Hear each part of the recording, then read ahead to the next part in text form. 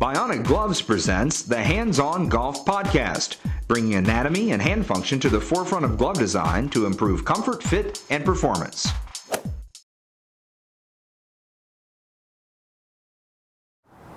Welcome everyone to this edition of the Bionic Gloves Hands-On Golf Podcast. I am Chaz, I am your host, and yes, we're going to be speaking about this little white thing right here, which is the golf ball.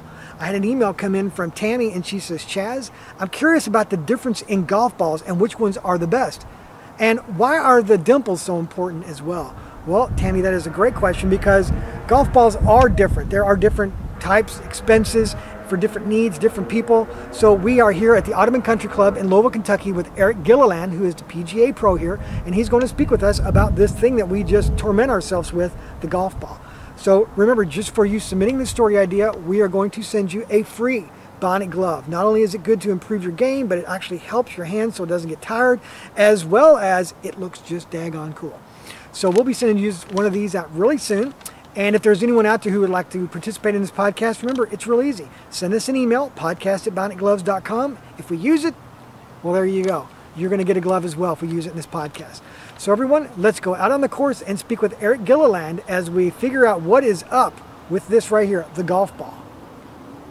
Eric, I have a question about this right here, the golf ball. Tammy wants to know what is the difference in the golf balls and what's the best ones to buy, and what is the deal with the difference in the dimples? Well, the first thing to know, Tammy, is that price does not necessarily the best golf ball make.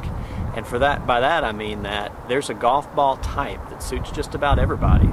And for somebody with lower club head speeds, it may be a ball that's a lot less expensive. So you definitely want to keep that in mind when you're out shopping for golf balls. But what I think is the biggest misconception about choosing golf balls is that people choose them for distance. And honestly, if every golf ball really went 3 to 5 yards longer every year as they're touted to do, I'd probably hit tee balls about 450 yards now. So don't listen to everything that you hear. But you want to choose a golf ball from 100 yards in. You think, well, why would I want to choose it for that? Wouldn't I want to use it for my driver or choose it for my driver distance? But in fact, most golfers, the average golfer, is going to hit the golf ball on a par 4 somewhere within 100 yards of the green. Maybe a different way every time, but somewhere within 100 yards. And so from that point on, you have to say, what golf ball will best give me the chance to score from there? And so it may be a golf ball that has a lot of spin, that feels good off your wedges, that feels good off the putter, or it may be a ball that has a harder feel, maybe that travels a little bit further and feels nice and firm off the putter because you have soft hands when you make your putting stroke. A lot of different things to consider when purchasing a golf ball. And what about the dimples? The dimples are simply a design function to allow you to spin the golf ball more or to spin the golf ball less. And so manufacturers have done many different things with dimple numbers and dimple sizes over the years to try to control spin. Off the tee, they're trying to create a launch window between 10 and 14 degrees and then flatten the ball out downrange as much as possible. And with wedges and short irons, they're trying to create the maximum amount of backspin so that you can hold the golf ball near the hole as best as possible.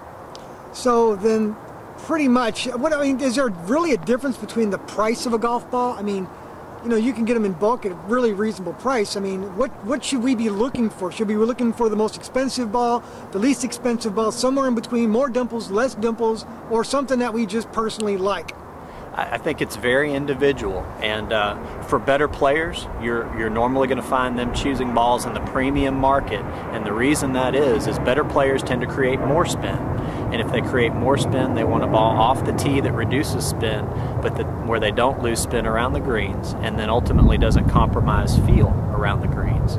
For the average golfer, they may want to find a ball in the medium price point, which now you're going to find somewhere between $20 and $30 a dozen, that gives you decent feel around the greens, that gives you optimum distance off the tee and feels pretty good off the putter. You don't necessarily have to spend $50 on a dozen golf balls to find one that suits your game.